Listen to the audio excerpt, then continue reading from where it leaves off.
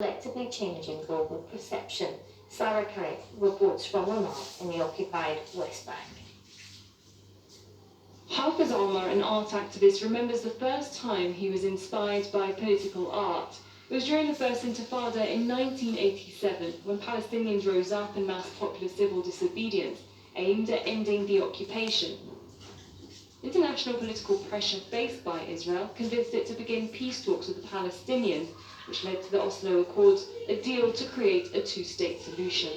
That never materialized, and life under Israeli occupation continues till this day. Hafiz's art aims to challenge the Israeli narrative and attempts to block their voices on social media. There's a lot of lies going around. There's a lot of illusion they're trying to put into people's heads, especially the new generations, those generations that didn't live the second Intifada or didn't see all the aspects of the occupation. Our role as artists, as people who can, deliver messages, is to show them, is to tell them the truth, tell them their history, tell them their reality as it is. More than half of the Palestinian population is under the age of 30, and they've never known anything else other than living under Israeli occupation. They've also never seen this promise that was made to previous generations by the Oslo Accords, and that is an independent state. We look out at a world built on division and privilege. Salah Berahmeh started an online video campaign called Uncivilized. And told you are unworthy. It focuses on the nuances of language when it comes to oppression and human rights abuses.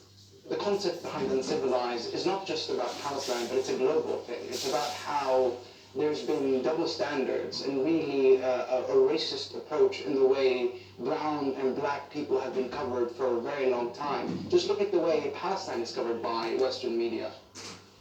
Many Palestinian youngsters we spoke to say the resistance against Israeli occupation is no longer one-dimensional and has moved beyond only protesting on the streets.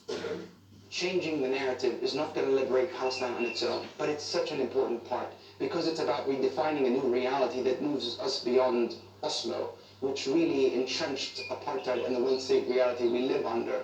So it's about defining the future, defining what we want and how we get there, and to leave the past behind.